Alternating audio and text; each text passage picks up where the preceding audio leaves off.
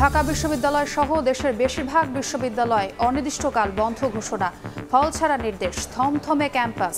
সন্ধ্যায় জাতির উদ্দেশ্যে প্রধানমন্ত্রীর ভাষণ। গায়েবানা জানাজায় বিএনপির সঙ্গে পুলিশের ধাওয়া পাল্টা ধাওয়া, নাটক সাজিয়ে বিভ্রান্ত করছে সরকার, বললেন মির্জা ফখরুল। আন্দোলন এখন বিরোধীদের হাতে, দাবি ক্ষমতাসীনদের। ফেসবুকে মৃত্যুর গুজব ছড়িয়ে উস্কে দেয় সহিংসতা, কোটা আন্দোলনে প্রাণহানির ঘটনায় সামাজিক যোগাযোগ মাধ্যম দায়ী, বললেন টেলিযোগাযোগ প্রতিমন্ত্রী।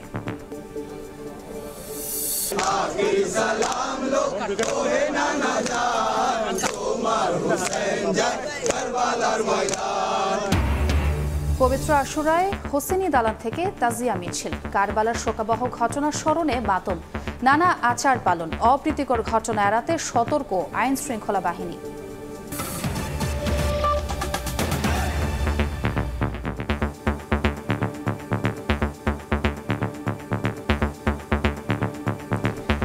সময় সংবাদের সঙ্গে আছে আমি ছোঁয়া খন্দকার।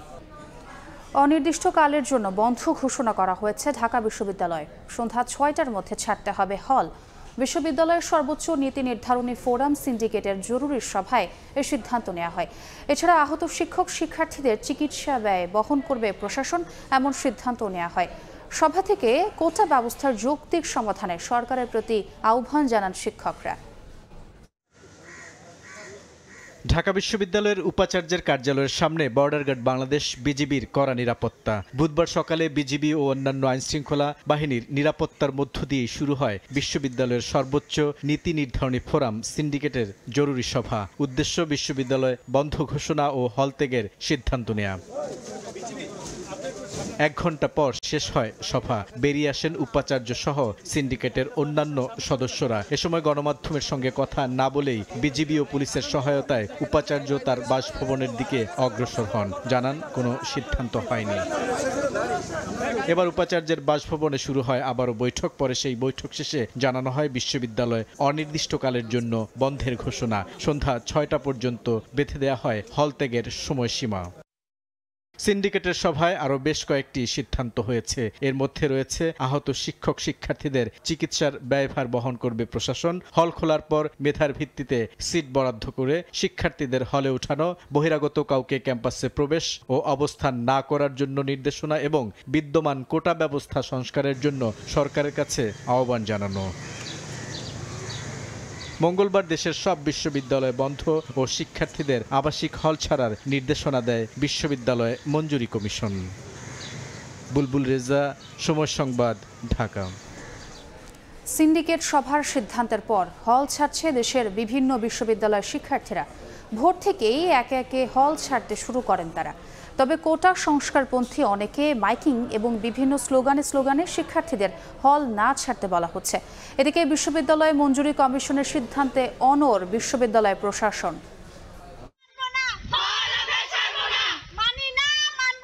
বিশ্ববিদ্যালয় বন্ধ আর হল ছাড়ার নির্দেশনার পরেই স্লোগানে মুখর ক্যাম্পাস। হল না ছাড়তে অনড় শিক্ষার্থীরা। শিক্ষা প্রতিষ্ঠান বন্ধের ঘোষণার পর থেকেই বিশ্ববিদ্যালয় ক্যাম্পাসে জরুরি সিন্ডিকেট সভা ডাকেন বিশ্ববিদ্যালয় প্রশাসন। এরপরেই বিশ্ববিদ্যালয় বন্ধ ও বুধবার বেলা 12টার মধ্যে শিক্ষার্থীদের হল ত্যাগের নির্দেশনা দেওয়া হয়। একে একে হল ছাড়েন শিক্ষার্থীরা। হল না ছাড়ার নির্দেশ দেওয়া হচ্ছে। তবে রাজশাহী বিশ্ববিদ্যালয়ের সিদ্ধান্ত না মেনেই অনেকেই রয়ে যান হলে।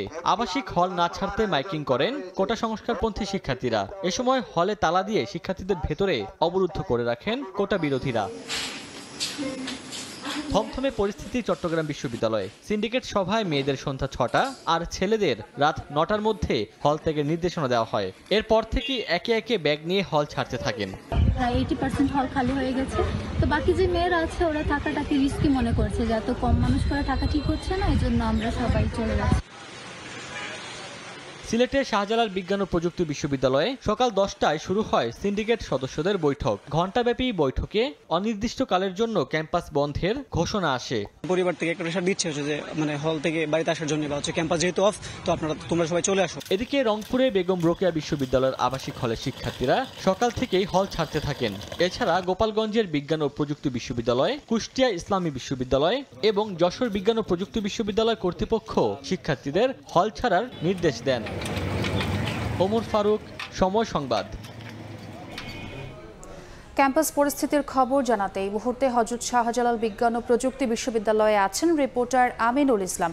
রাজশাহী বিশ্ববিদ্যালয়ে আছেন শাহিন আলম এবং খুলনা বিশ্ববিদ্যালয়ে আছেন তানজিম আহমেদ। সরাসরি প্রথমে যাচ্ছে আমিনুলের কাছে। সিলেটে এই ছাত্রদের যে আন্দোলনটি চলছে সাবিপ্রবি ক্যাম্পাসে, সেই ক্যাম্পাসে কিন্তু সকাল থেকেই একটি পরিবেশ ছিল যেখানে আসলে শিক্ষার্থীরা বলেছিলেন যে একটি গায়েবানা জানাজা অনুষ্ঠিত হবে সারা দেশে, যেখানে যেসব এলাকাতে শিক্ষার্থীরা নিহত হয়েছেন তাদের উদ্দেশ্য করে। এবং আমরা দুপুরে 2টার দিকে আমরা এই জানাজাকে দেখতে পেয়েছি, গায়েবানা জানাজা। সেখানে অনেককে আমরা দেখেছি কফিন সাজিয়ে এই জানাজাটি অনুষ্ঠিত হয়েছে এবং তার পরপর কিন্তু বিভিন্ন হলগুলোতে শিক্ষার্থীরা গিয়েছেন। এবং সকাল থেকে যেটি উল্লেখ করেছিলাম যে এখানে যে একটি বৈঠক ছিল সিন্ডিকেট সভার, সেই বৈঠক থেকে আসলে সিদ্ধান্ত হয়েছিল শিক্ষার্থীদেরকে বিকেলের মধ্যেই হল ছাড়বেন। এবং আমরা কয়েকজনকে দেখেছি আসলে হল ছাড়তে, কিন্তু বাকি যেসব শিক্ষার্থীরা রয়েছেন তাদের পক্ষ থেকে বলা হচ্ছে যে এই শিক্ষার্থীরা আসলে হল ছাড়বেন না এবং তারা তাদের আন্দোলন যে দাবিগুলো রয়েছে সেই দাবিগুলো নিয়ে কিন্তু এখনো অবস্থান করছেন। আমরা শাহজালাল বিজ্ঞান ও প্রযুক্তি বিশ্ববিদ্যালয়ের যে মূল ফটকটি রয়েছে সেই ফটকটিতে আপনারা দর্শক দেখাতে পারছি আপনাদেরকে, এখনো তারা অবস্থান করছেন। এবং আমরা জানতে পেরেছি তারা কিছুক্ষণ পরই আসলে সুনামগঞ্জ সিলেট যে আঞ্চলিক মহাসড়কটি রয়েছে সেই সড়কে তারা অবস্থান করবেন। এবং অনেকে আসলে হলে গিয়েছেন, হলগুলোতে ছাত্রীদের নিরাপত্তার বিষয় নিয়ে কথা বলেছেন এবং গোল চত্বরে তারা সমাবেশ করেছেন। সব মিলিয়ে আসলে এখানকার যে পরিস্থিতি এখনো অনেকটা থমথমে, তবে ছাত্রলীগের পক্ষ থেকেও আলাদা কর্মসূচি পালন করা হচ্ছে, শিক্ষার্থীদের পক্ষ থেকে আলাদা কর্মসূচি পালন করা হচ্ছে।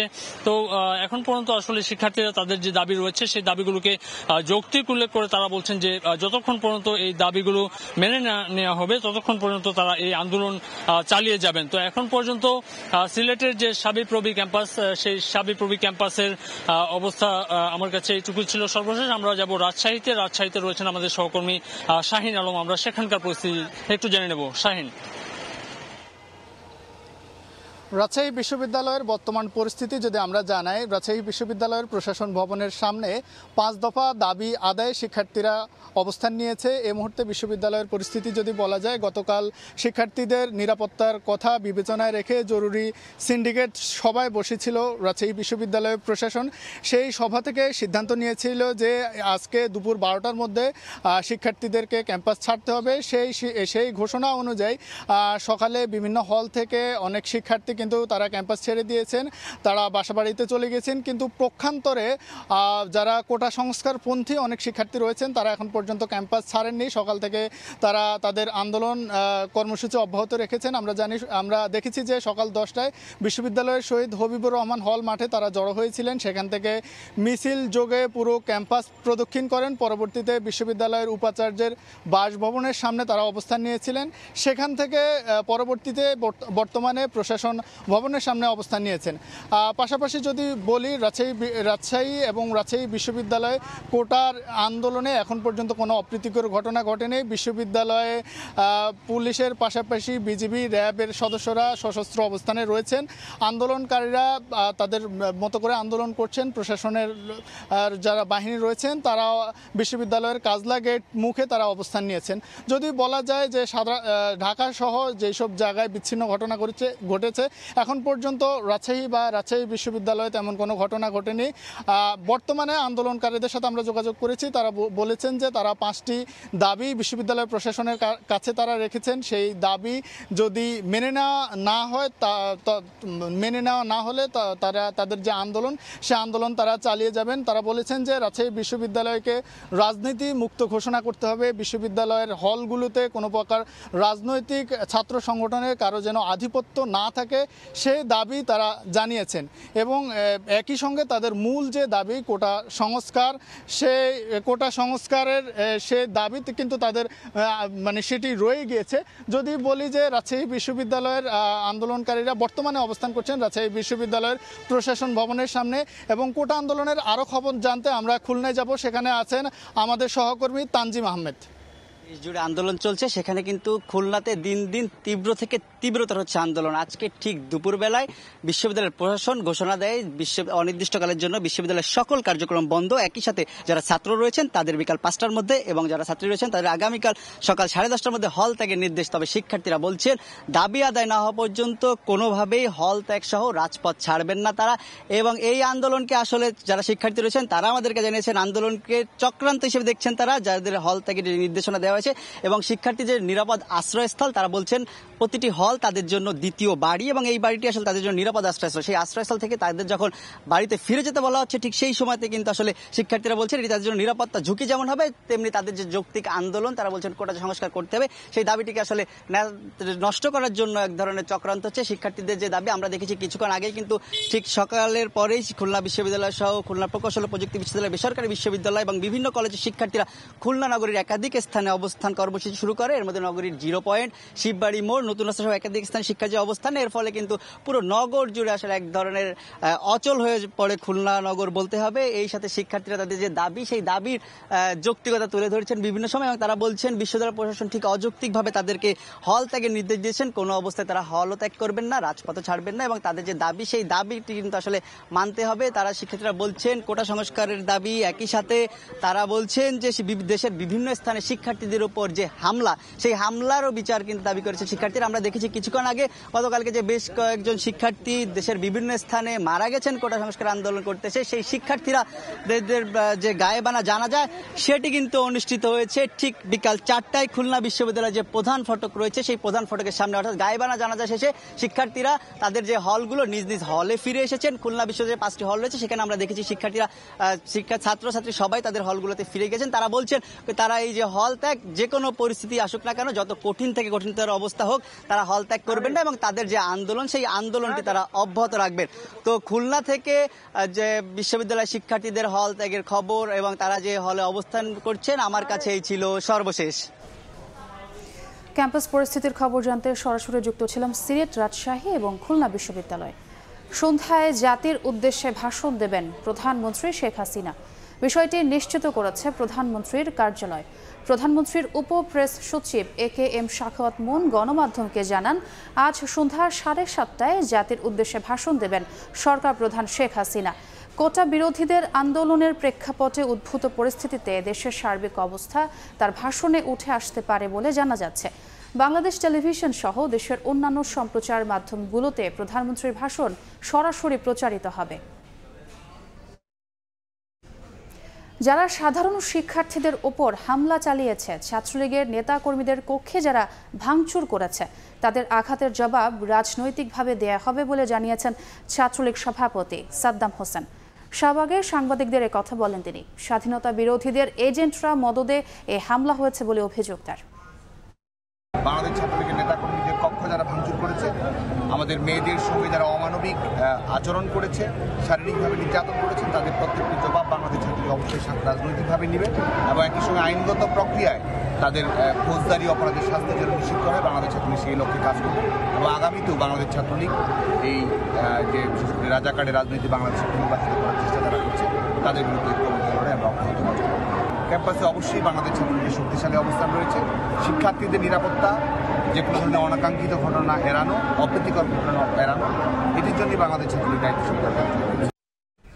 শরীফুল ইসলাম ও মেহেদি হাসান নামে শাহবাগ থানায় আটক 2 ছাত্রকে ছাড়িয়ে আনলেন ঢাকা বিশ্ববিদ্যালয়ের শিক্ষকরা। বেলা 11:30টায় অপরাজেয় বাংলা থেকে নিপীড়ন বিরোধী শিক্ষক সমাবেশ ব্যানারে র্যালি বের করেন বিশ্ববিদ্যালয়ের শিক্ষকরা। র্যালি নিয়ে কেন্দ্রীয় লাইব্রেরি শাহবাগ প্রদক্ষিণ করে থানায় ঢোকার চেষ্টা করেন তারা।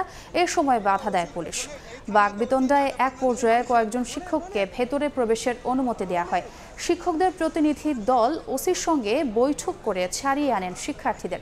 শিক্ষকরা বলেন, হামলাকারীদের না ধরে আক্রান্ত শিক্ষার্থীদের এভাবে আটক করা দুঃখজনক।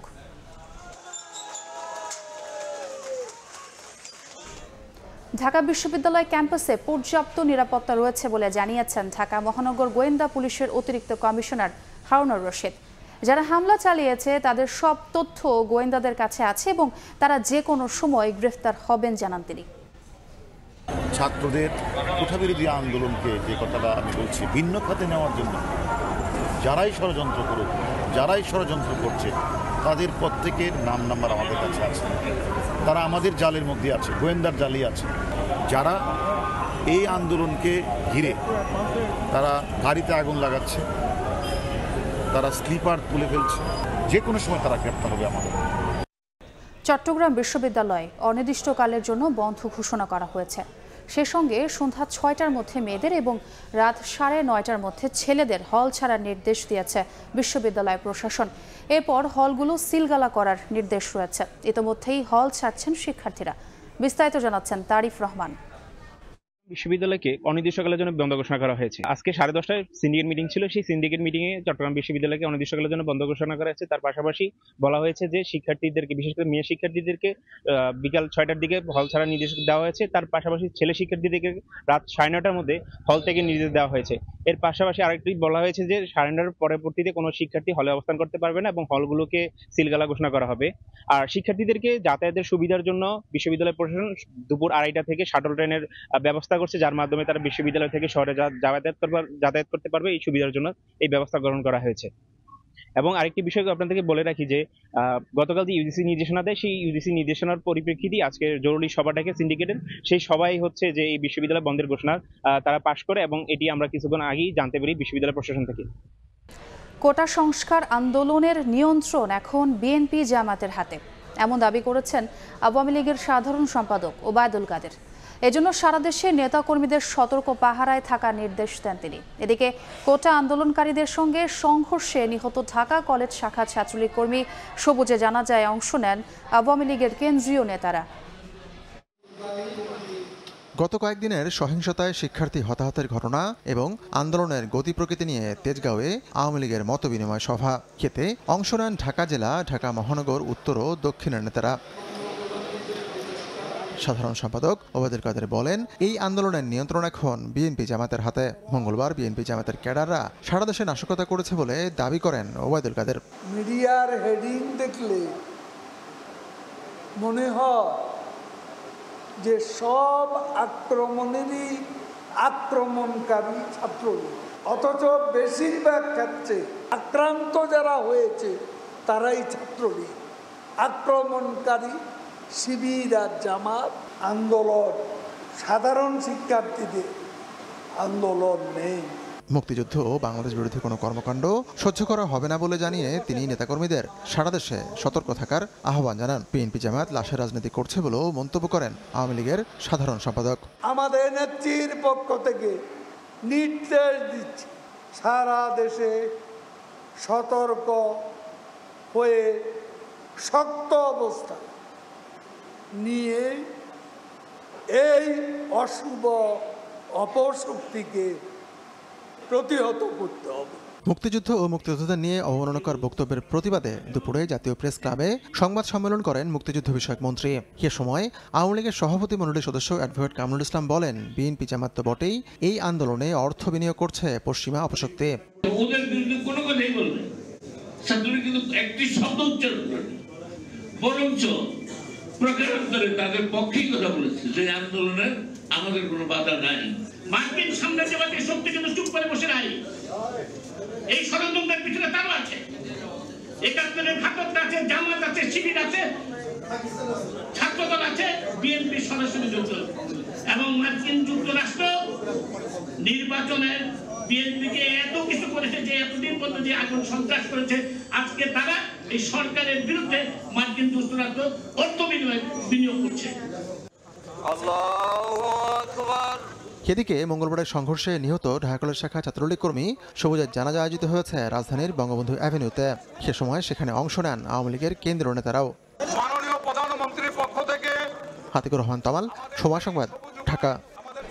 পবিত্র আশুরায় তাজিয়া মিছিল করেছে শিয়া সম্প্রদায়। পুরান ঢাকার হোসেনি দালান থেকে শুরু হয়ে ধানমন্ডির প্রতীকী কারবালা ময়দানে গিয়ে শেষ হয় মিছিলটি। মহরমের শিক্ষায় শান্তিপূর্ণ বিশ্বের প্রত্যাশা ছিল সবার কণ্ঠে।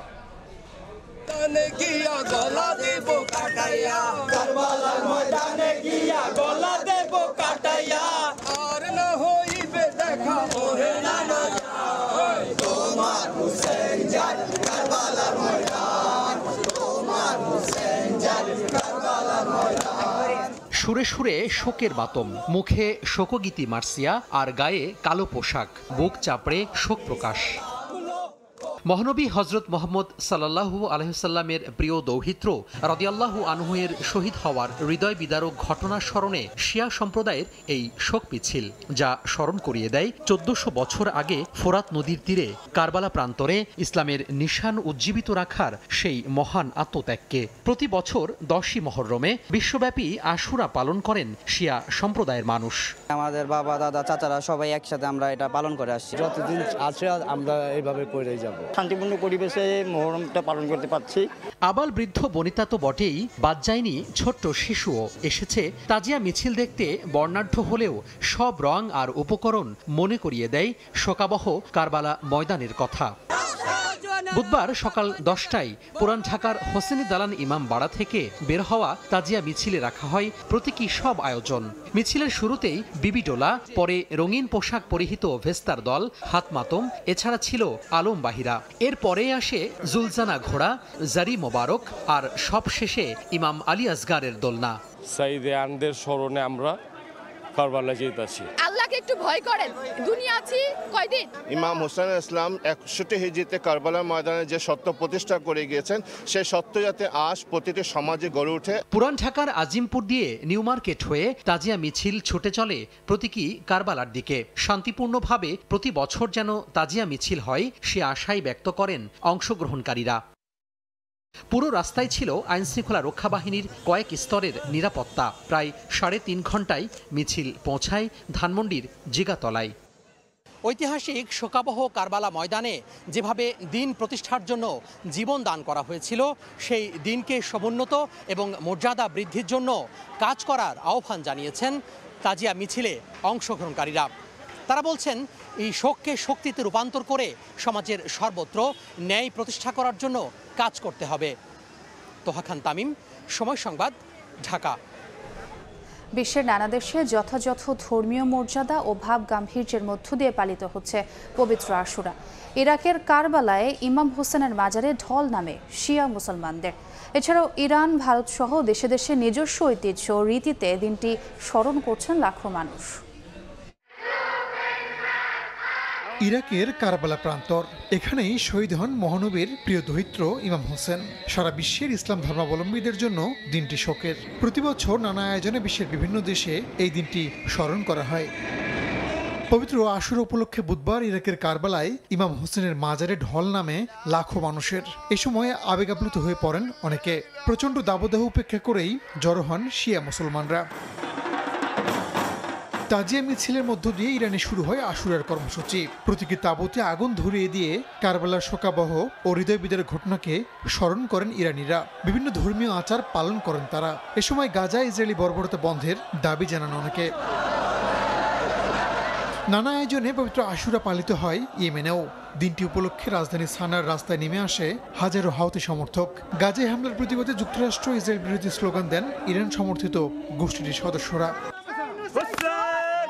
মধ্যপ্রাচ্যের আরেক দেশ আফগানিস্তানেও পবিত্র আশুরা পালনে নানা আয়োজন হাতে নেওয়া হয়। যদিও তালেবান প্রশাসন থেকে দিনটি পালনে বেশ কিছু বিধিনিষেধ জারি করা হয়েছে। আশুরা পালন করা হয় ভারতের জম্মু কাশ্মীরে। এ উপলক্ষে শ্রীনগরের ডাল লেকে নৌকায় করে মিছিল বের করেন স্থানীয়রা। এতে অংশ নেন যুবক, শিশুসহ নানা বয়সী মানুষ।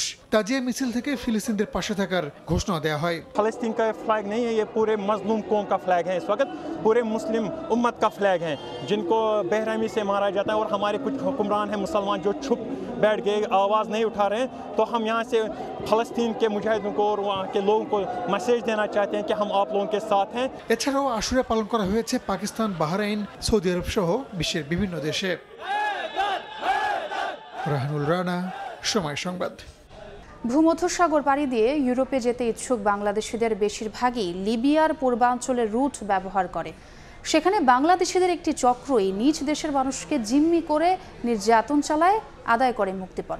লিবিয়ার পূর্বাঞ্চলের সঙ্গে কূটনৈতিক সম্পর্ক না থাকায় আটকে থাকা বাংলাদেশিদের ফেরাতেও বেগ পেতে হচ্ছে দূতাবাসকে। যদিও গত 1.5 বছরে প্রায় 1800 বাংলাদেশিকে ফেরানো সম্ভব হয়েছে। দুই দেশের সরকার কঠোর হওয়ায় গ্রেফতার হয়েছেন প্রায় 15 জন। তাজওয়ার মাহমুদের রিপোর্ট।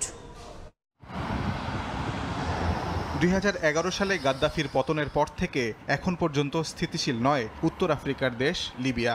দেশটির শাসনতন্ত্র ভাগ হয়ে গেছে দুই ভাগে। পশ্চিমাঞ্চলে জাতিসংঘ স্বীকৃত সরকার, অপরদিকে পূর্বাঞ্চলে রয়েছে হাফতার বাহিনীর নিয়ন্ত্রণ। বাংলাদেশের কূটনৈতিক সম্পর্ক রয়েছে পশ্চিমাঞ্চলের সরকারের সঙ্গে, অন্যদিকে কোনো দূতাবাস নেই হাফতার নিয়ন্ত্রিত পূর্বাঞ্চলের সঙ্গে। অথচ ভূমধ্যসাগর পাড়ি দিয়ে ইউরোপে যাওয়ার আশায় লিবিয়ার রুট ব্যবহার করা বেশিরভাগ বাংলাদেশিই যান পূর্বাঞ্চলের উপকূলীয় শহর বেনগাজিতে। সেখানে যাওয়ার পর অনেক বাংলাদেশিকেই একদল গোষ্ঠী জিম্মি করে মুক্তিপণ চায় পরিবারের কাছে। মুক্তিপণ না পাওয়া পর্যন্ত ডিটেনশন ক্যাম্পে রেখে চালানো হয় অমানবিক নির্যাতন। লিবিয়ায় নিযুক্ত বাংলাদেশের রাষ্ট্রদূত জানান, দেশের মতোই লিবিয়াতেও বাংলাদেশিদের একটি চক্র কাজ করছে। টর্চার যারা করে এর সাথে বাংলাদেশি কিছু মাফিয়া এটার সাথে জড়িত আছে। পূর্বাঞ্চলের সঙ্গে কূটনৈতিক সম্পর্ক না থাকায় ডিটেনশন ক্যাম্প থেকে উদ্ধার করে বাংলাদেশিদের ফেরানোর ক্ষেত্রেও চ্যালেঞ্জের মুখে পড়তে হয় দূতাবাসকে। গত 1.5 বছরে প্রায় 1800 বাংলাদেশিকে ফেরানো হলেও এখনও প্রায় 450 বাংলাদেশি আটকে রয়েছে লিবিয়ায়। পশ্চিমাঞ্চল থেকে পূর্বাঞ্চলে যাওয়ার জন্য দুই দেশের মিনিস্ট্রি থেকে আমাকে লিখিত পারমিশন নিতে হয়। কখনো কখনো আমাকে পারমিট করা হয়, কখনো করা হয় না। বাঙালি এবং লিবিয়ান যারা এই কিডন্যাপ এবং এই সমস্ত তৎপরতার সাথে জড়িত তারা অলরেডি অ্যারেস্ট হয়ে গেছে।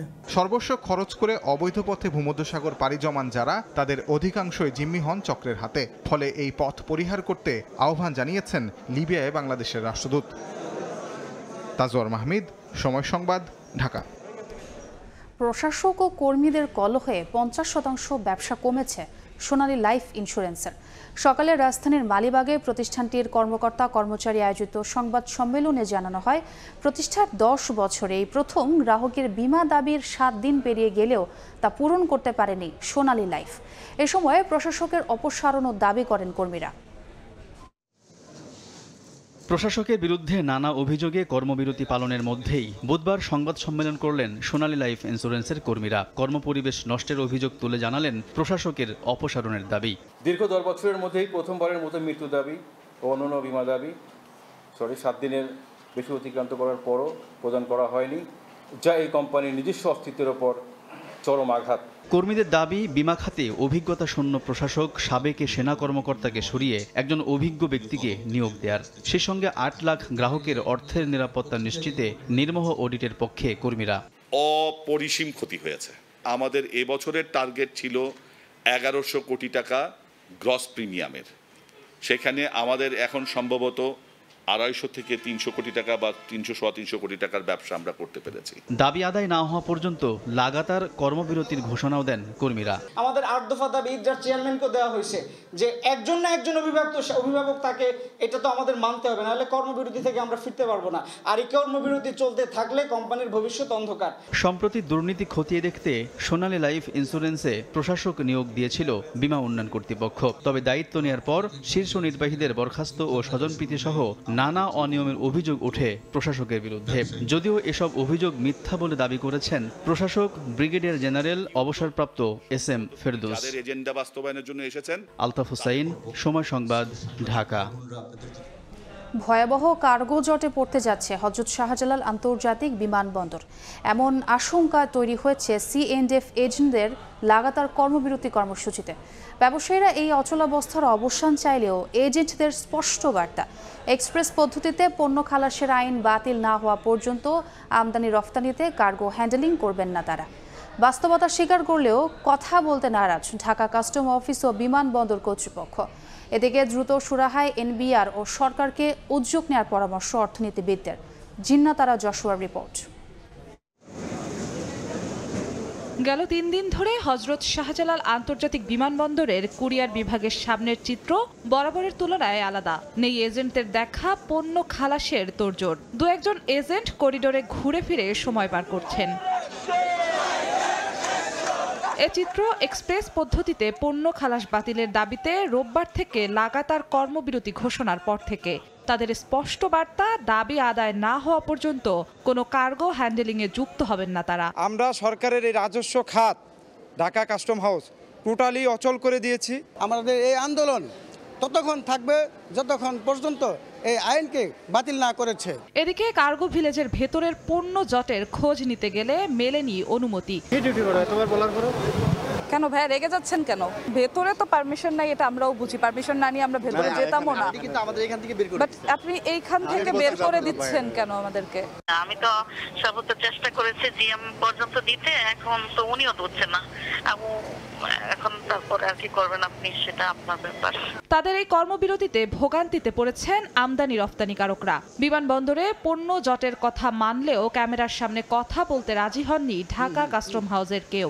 পরিস্থিতি ঘোলাটে করে বড় অঙ্কের মাশুল গোনার আগেই সমস্যা সমাধানে এনবিআর ও সরকারকে উদ্যোগী হওয়ার পরামর্শ দিচ্ছেন অর্থনীতিবিদরা। সিএনএফ এর ডেডলকের কারণে যদি আসলে ইমেজটা একটু ক্ষতিগ্রস্ত হয় এবং পণ্যটা যদি যথাসময়ে ক্রেতার শেলফে না পৌঁছায়, তাহলে সেক্ষেত্রে কিন্তু তখন অর্ডার বাতিল হবে। যত দ্রুত সম্ভব এটা আলাপ আলোচনা করে সমস্যার সমাধান করতে হবে। ঢাকা কাস্টম হাউসের মাধ্যমে প্রতিদিন রাজস্ব আয় হয় প্রায় 60 লাখ টাকা। সে হিসেবে গেল 3 দিনে 1,20,00,000 টাকা রাজস্ব পায়নি সরকার। জিনাতারা জশোয়া, সময় সংবাদ, ঢাকা। জলাবদ্ধতা নিরসন ও পানি প্রবাহ নিশ্চিতে শ্যামপুর, জিরানী, মান্ডা, কালুনগর ও ডগাইর খাল দখল মুক্ত করতে উদ্যোগ নিয়েছে ঢাকা দক্ষিণ সিটি কর্পোরেশন। সকালে ডেমরা, সানারপাড়, ডগাইর খাল পরিদর্শন শেষে কথা জানান কর্পোরেশনের মেয়র শেখ ফজলিনুর তাপস। তিনি বলেন, এসব খাল উদ্ধারে ভূমিদস্যুরা বাধা দিচ্ছে। সেগুলো অতিক্রম করে খালের সীমানা নির্ধারণ, গভীরতা ও পানি প্রবাহ নিশ্চিত করা হবে। ময়লা ফেলা বন্ধ না করলে খাল বাঁচানো যাবে না মন্তব্য করে তিনি সবাইকে সচেতন হওয়ার অনুরোধ করেন। মেয়র বলেন, গত কয়েকদিন আগে বৃষ্টিতে ঢাকায় জমে থাকা পানি 12 ঘন্টার মধ্যে নিষ্কাশন করা হয়েছে। আমরা সবসময় নগরবাসীর পাশে আছি।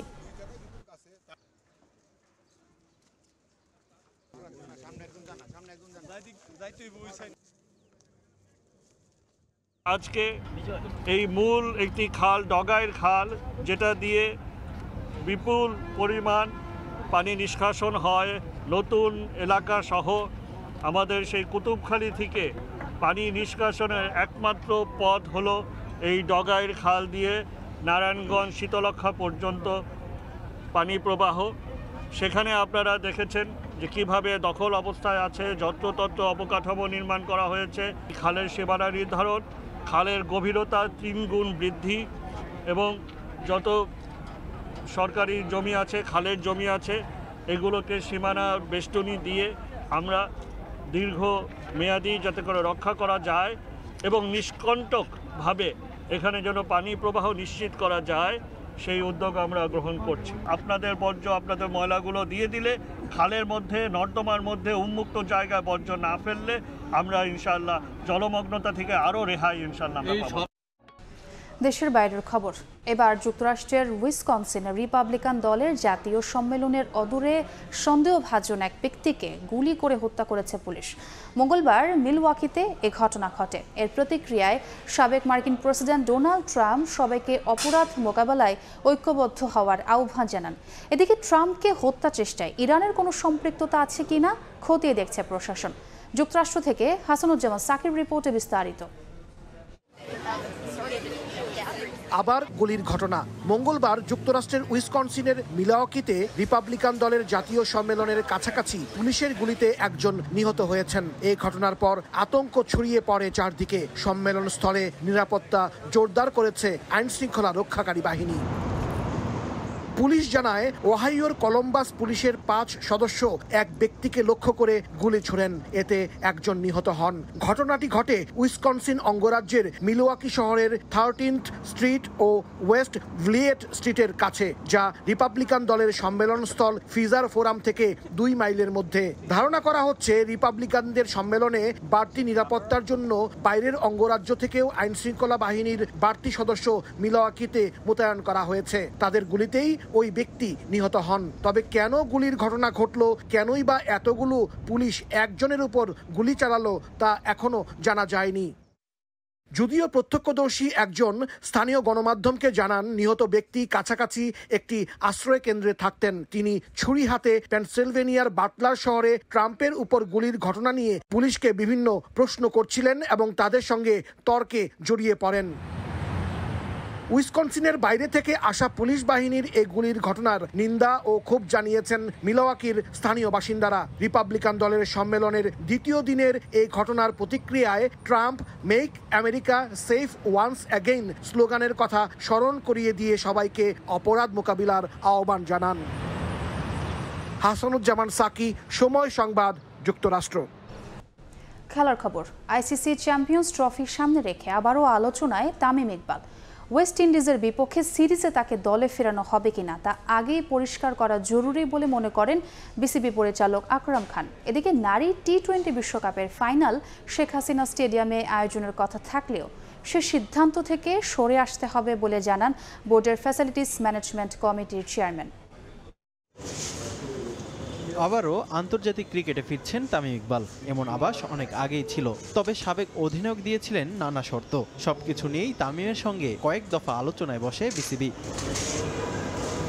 বিশ্বকাপ পর্ব শেষ করে এবার টাইগারদের মিশন চ্যাম্পিয়ন্স ট্রফি। তার আগে ওয়েস্ট ইন্ডিজের বিপক্ষে 3টি ওয়ানডে ম্যাচ খেলবে লাল সবুজরা। চ্যাম্পিয়ন্স ট্রফি সহ উইন্ডিজ সিরিজে সাবেক অধিনায়ককে ফেরাতে চলছে আলোচনা। তবে এ নিয়ে এখন পর্যন্ত কোনো সিদ্ধান্তে পৌঁছাতে পারেনি বোর্ড। তাই দ্রুত এ বিষয়ে দুপক্ষের অবস্থান পরিষ্কার করা জরুরি বলে মনে করছেন বোর্ড পরিচালক। পাশাপাশি পাকিস্তান সিরিজের চ্যালেঞ্জ নিয়েও কথা বলেন সাবেক এই অধিনায়ক। তামিম কি চাচ্ছে, সে খেলবে কি খেলবে না, সে যদি খেলবে এবং বোর্ডে আমাদের জালাল ভাই আছেন, উনি যদি আলাপ আলোচনা করে যদি একটা সিদ্ধান্ত চলে আসে তাহলে এটা দেশের জন্য ভালো হবে, আপনার ক্রিকেটের জন্য ভালো হবে। চলতি বছর বাংলাদেশে বসবে মেয়েদের টি-20 বিশ্বকাপ। এই ইভেন্টের ফাইনাল ও আগামী বছর ছেলেদের এশিয়া কাপের ফাইনাল নির্মাণাধীন শেখ হাসিনা স্টেডিয়ামে আয়োজনের পরিকল্পনা ছিল বিসিবির। তবে কাজের ধীরগতির কারণে সে সিদ্ধান্ত থেকে সরে আসতে হবে বলে জানিয়েছেন আকরাম খান। আমাদের প্ল্যান ছিল যে এখানে ফাইনাল হোক এশিয়া কাপের, বাট এশিয়া কাপেরটা এই 2 বছরে আমার মনে হয় সম্ভব হবে না, যেহেতু প্রচুর লোক আসবে। আপনার যে এশিয়া কাপের ফাইনাল যদি হয়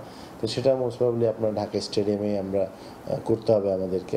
বিসিবির mega project Sheikh Hasina international cricket স্টেডিয়ামের উইকেট তৈরির জন্য 2 বছরের চুক্তিতে নিয়োগ দেওয়া হয়েছিল অস্ট্রেলিয়ান টনি হ্যামিংকে। তবে 1 বছর না যেতেই অভিজ্ঞ কিউরেটরের দায়িত্ব থেকে সরে দাঁড়ানো বড় ধাক্কা বিসিবির জন্য। এখন তাড়াহুড়ো না করে সময় নিয়েই হ্যামিং এর মতো অভিজ্ঞ কারো সন্ধানে বোর্ড। ওনাকে যেভাবে এনেছে আমরা চেষ্টা করব ওনার মতো আরেকটা নিয়ে আসতে, বাট এটা একটা সময়ের ব্যাপার। বিসিবির ব্যবস্থাপনা নিয়ে সমালোচনা করে হঠাৎ চাকরি ছেড়েছেন টনি হ্যামিং। হুট করে তার মতো প্রোফাইলের কাউকে আদৌ পাওয়া যাবে কিনা তা নিয়ে রয়েছে শঙ্কা।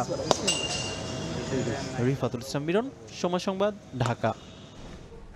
এই পর্যায়ের শীর্ষ সংবাদগুলো জানিয়ে দিচ্ছি আরেকবার।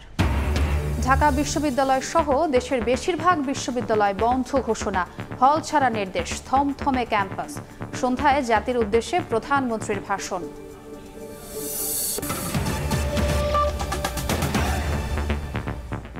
এই ছিল সময় সংবাদ। এরপর বাংলার সময় নিয়ে ফিরছি কিছুক্ষণ পর। সঙ্গেই থাকুন সময়ের।